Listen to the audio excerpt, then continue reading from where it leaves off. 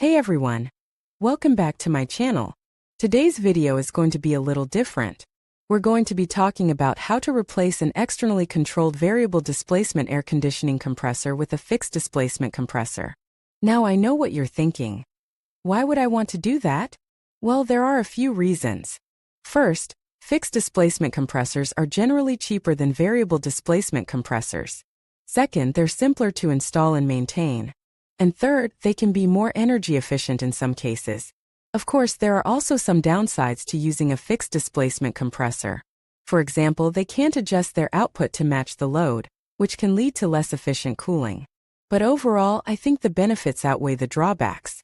In this video, I'm going to walk you through the process of replacing a variable displacement compressor with a fixed displacement compressor. I'll show you what tools you need, how to remove the old compressor, and how to install the new one.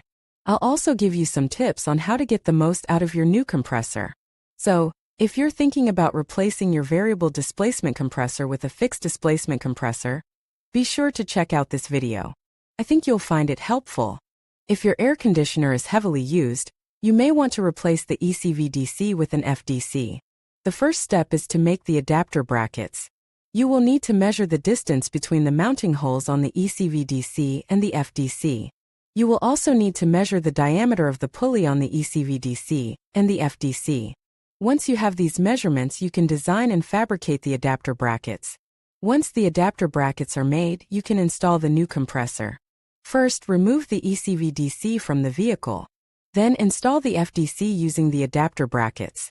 Make sure that the pulley on the FDC is aligned with the pulley on the crankshaft. The next step is to assemble the compressor interface. This includes the compressor clutch, the compressor pulley, and the compressor belt. Make sure that all of the components are properly installed and tightened. The ECV-DC is controlled by the Engine Control Unit, ECU.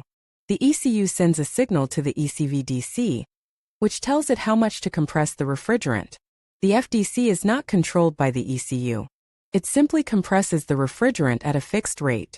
The ECV-DC has a variable displacement mechanism that allows it to adjust the amount of refrigerant it compresses.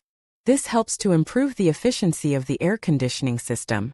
The FDC does not have a variable displacement mechanism. It simply compresses the refrigerant at a fixed rate. The ECV-DC is more expensive than the FDC. However, it can also improve the efficiency of the air conditioning system. The FDC is less expensive than the ECV-DC. However, it may not be as efficient. The decision of whether to replace the ECV-DC with an FDC is up to you. If you are looking for the most efficient option, then you should replace the ECV-DC with an ECV-DC. If you are looking for the most affordable option, then you should replace the ECV-DC with an FDC. Hey everyone! Welcome back to the channel. Today we're diving into a project that might seem a bit daunting at first, but trust me, it's not as complicated as it looks. We're going to be replacing an externally controlled variable displacement air conditioning compressor with a fixed displacement compressor. Now, before we jump into the actual installation, let's take a quick look at the parts we'll be working with and the circuit board. This will give you a better understanding of what we're dealing with and how everything fits together. As you can see, we have the new fixed displacement compressor here, along with the circuit board that will control it. We'll also be using some additional components like wiring, connectors, and mounting brackets. The circuit board is the brain of the operation. It receives signals from the car's computer and uses them to control the compressor's speed. In this case, since we're using a fixed displacement compressor, the circuit board will simply turn the compressor on and off as needed. Alright, now that we've familiarized ourselves with the parts, let's move on to the actual installation process. First things first, we need to remove the old variable displacement compressor. This involves disconnecting the electrical connectors, refrigerant lines, and mounting bolts. Be careful when disconnecting the electrical connectors, as they can be delicate. Make sure to pull on the connector itself, not the wires. Once the electrical connectors are disconnected, you can remove the refrigerant lines. Remember to use the proper tools and procedures to avoid damaging the lines or releasing harmful refrigerant into the atmosphere. Finally, remove the mounting bolts and carefully lift the old compressor out of the vehicle. Now it's time to install the new fixed displacement compressor. Make sure to position it correctly and tighten the mounting bolts securely. Next, connect the refrigerant lines to the new compressor. Again, use the proper tools and procedures to ensure a leak-free connection.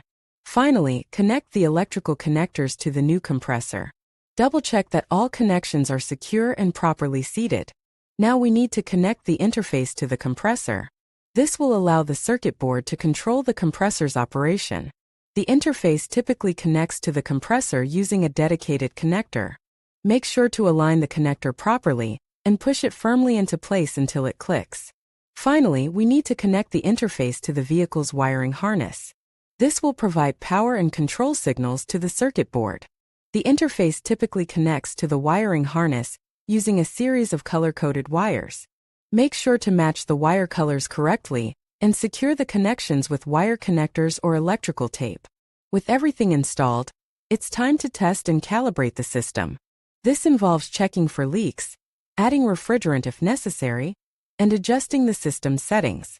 The technician will use a gauge to check the refrigerant pressure and ensure it's within the specified range. If the pressure is too low, they will add more refrigerant until it reaches the correct level. Once the refrigerant pressure is correct, the technician will use a computer to access the circuit board settings. They will adjust the settings to ensure the compressor operates efficiently and provides the desired cooling performance. Finally, the technician will test the air conditioning system to make sure it's working properly. They will check the air temperature coming out of the vents and adjust the settings further if necessary. And that's it. You've successfully replaced your variable displacement air conditioning compressor with a fixed displacement compressor.